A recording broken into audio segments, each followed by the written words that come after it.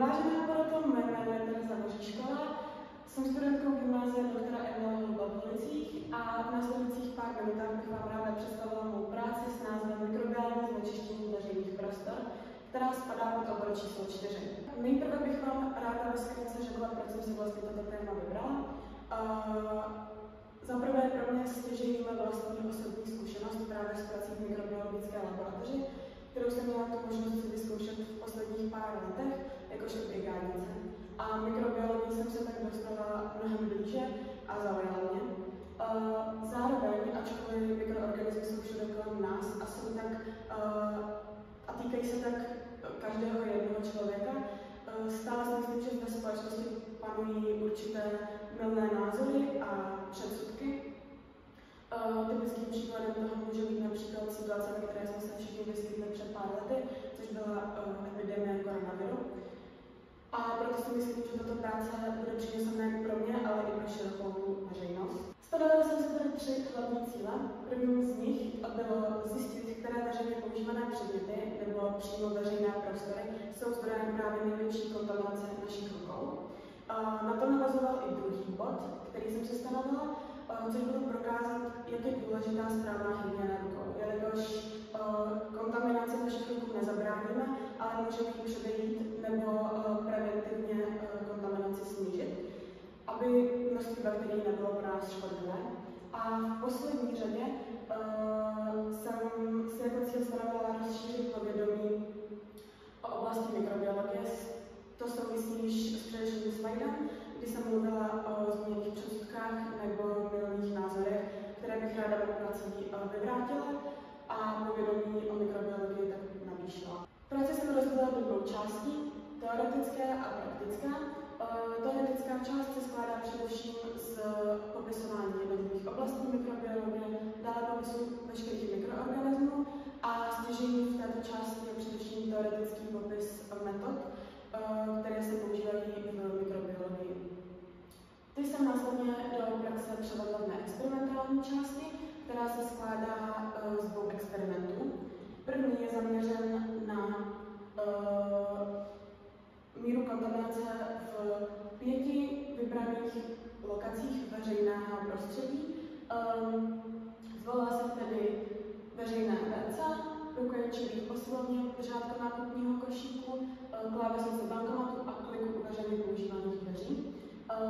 Zmíněná plocha, která je napsána vždy vedle daného vzorku, je stěžejní pro následné stanovení správných výsledků, které jsou co nejpřesnější.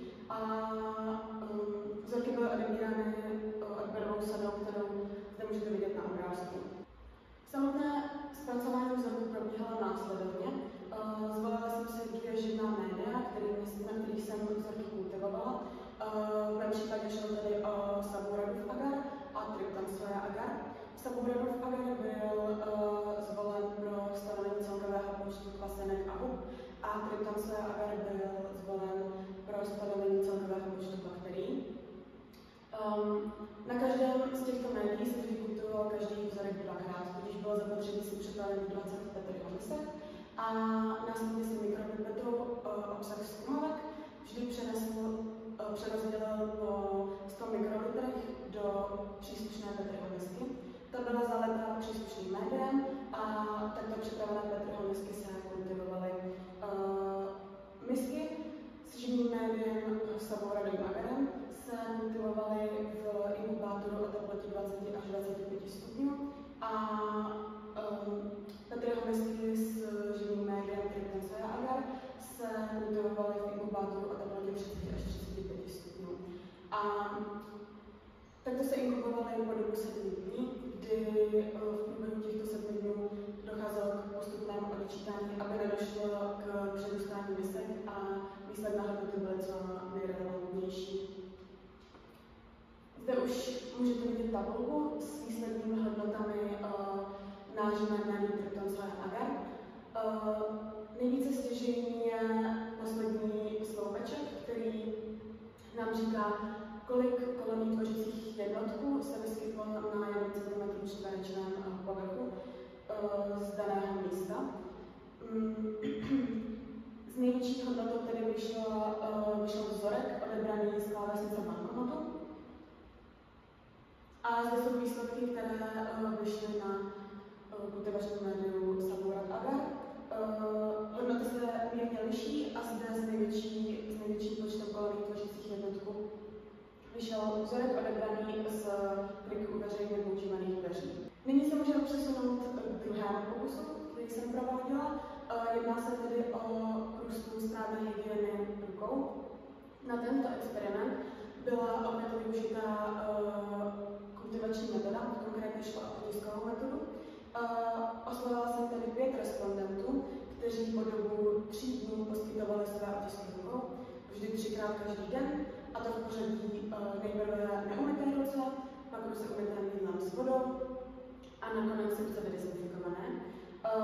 Opět pro tento experiment bylo používané živné médium TSA nebo Triptan Soja Agar a inkubované Petriho mesky byly následně v inkubátoru o 30 až 35 stupních, opět po dobu 7 dní, a odečítané byly opět v průběhu v této doby, aby nedošlo k případnému přerůstání. Zde můžeme vidět výsledky mého druhého experimentu. Jedná se o graf znázorňující průměrné hodnoty o množství kolonií. Lze si povšimnout, že po umytí ruku vodou s mýdlem se množství kolonií sníží až o polovinu a po následné dezinfekci o další 1/3. Výsledky obou dvou provedených experimentů vyšly přesně podle mých stanovených očekávání a cílů. První experiment potvrzuje, že společnost může mít zkreslené vnímání ohledně toho, jaké veřejně používané místní předměty jsou největším zdrojem kontaminace našich rukou, jelikož mé výsledky se mohou s